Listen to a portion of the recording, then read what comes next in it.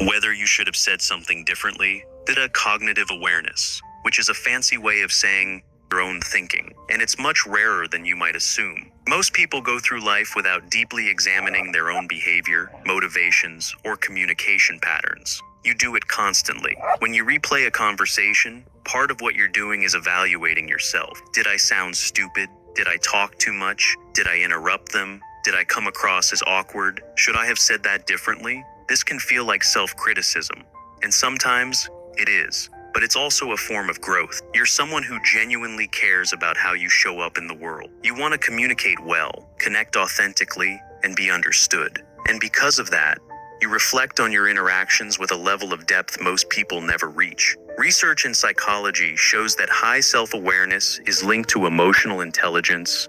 Prove me wrong, but I'm a dermatologist and your skin can look this hydrated even when it's cold and bone dry outside. Is linked to emotional intelligence, empathy, and personal growth. People who regularly reflect on their behavior are better able to learn from their mistakes, improve their relationships, and develop self-understanding. But there's a shadow side to this trait. When self-reflection turns into self-judgment, it becomes painful. You replay a conversation not to learn, but to beat yourself up.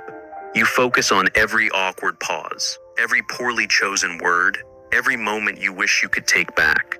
If this resonates with you, here's what's important to understand. Your self-awareness is a strength, but it needs to be balanced with self-compassion. The fact that you care so much about how you communicate, how you're perceived, and how you impact others is beautiful. Most people don't think about these things at all. Yes, you'll say things you wish you hadn't, but reflect. That's what makes you capable of deep, meaningful growth. That's rare. And it's valuable. You're not being too hard on yourself because you're broken. You're holding yourself to a high standard because you care, and that matters. Trait number 5, trauma-informed hypervigilance. Here's where the conversation gets deeper. If you replay conversations obsessively, especially if you focus on what might have gone wrong, what someone might have meant, or how you might have been perceived, there's a strong chance this behavior is rooted in past emotional experiences. Psychology has a term for this, hypervigilance. It's a state where your nervous system is constantly scanning for potential threats, even in situations that are objectively safe. And for many people who replay conversations, this hypervigilance developed as a survival mechanism in response to childhood emotional neglect. What do I need to do to avoid conflict or rejection? Even now, years later, your brain is still running that program. It replays conversations not because you're overthinking, but because it's trying to keep you safe. It's looking for signs of danger, rejection, or emotional withdrawal. It's doing what it was trained to do. And this is important to understand. This isn't your fault. You're not broken. Your brain adapted to survive in an environment where being able to read people and predict their reactions was necessary. That adaptation helped you. It protected you. But now, in healthier environments, it can feel like a burden. The good news is that this pattern can be healed. When you understand that your conversation replay habit is rooted in a nervous system response, not a personality flaw, you can begin to work with it differently. You can start to notice when you're replaying a conversation out of fear versus out of genuine analysis. Sure, the part of your brain that's still trying to protect you, that you're safe now. This doesn't mean the replaying will stop overnight, but it does mean you can approach it with compassion instead of judgment. You're not overthinking because you're anxious or obsessive. You're doing it because your brain learned early that vigilance equals safety. That's not a flaw, that's survival. And now, with awareness, you can begin to heal. Trait number 6, exceptional verbal memory. If you replay conversations, there's a good chance you have a really strong memory for spoken language. You don't just remember the gist of what someone said, you remember their exact words, sometimes word for word, weeks or even months later. This is called high verbal working memory, and it's a cognitive trait that only a portion of the population has. Remember the general idea of a conversation, but forget the specific language.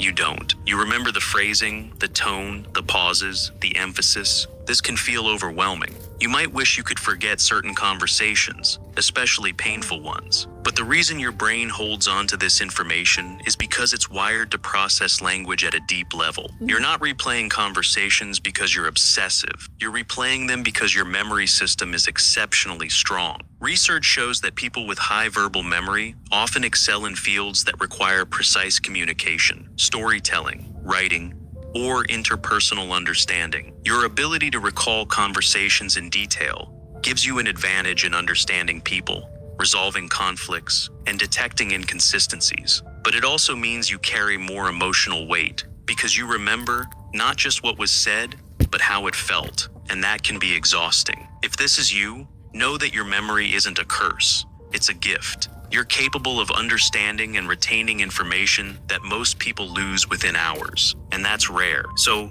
if you're rethinking, you're not anxious or obsessive or too sensitive. You're developed because at some point they helped you survive, adapt, or protect yourself. And now, even when you don't need them the way you once did, they're still part of how you process the world. The goal isn't to stop replaying conversations entirely. The goal is to understand why you do it and to work with your brain instead of against it. Give yourself permission to analyze when you need to, but also give yourself permission to let go when you can.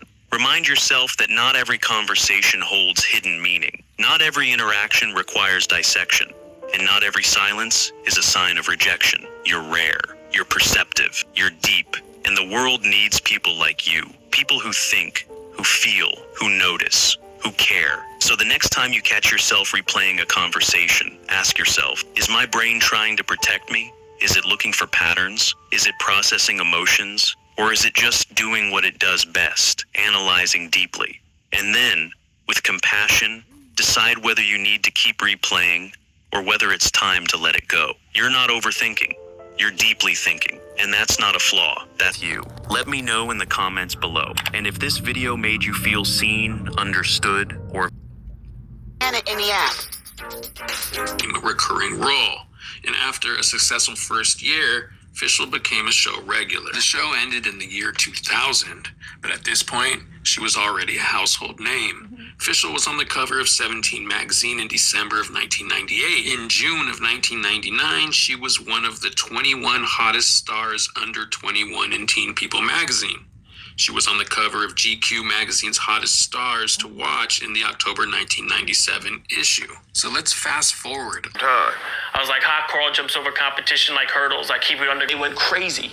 Basically, after he'd won those 45 days, 5 days in a row.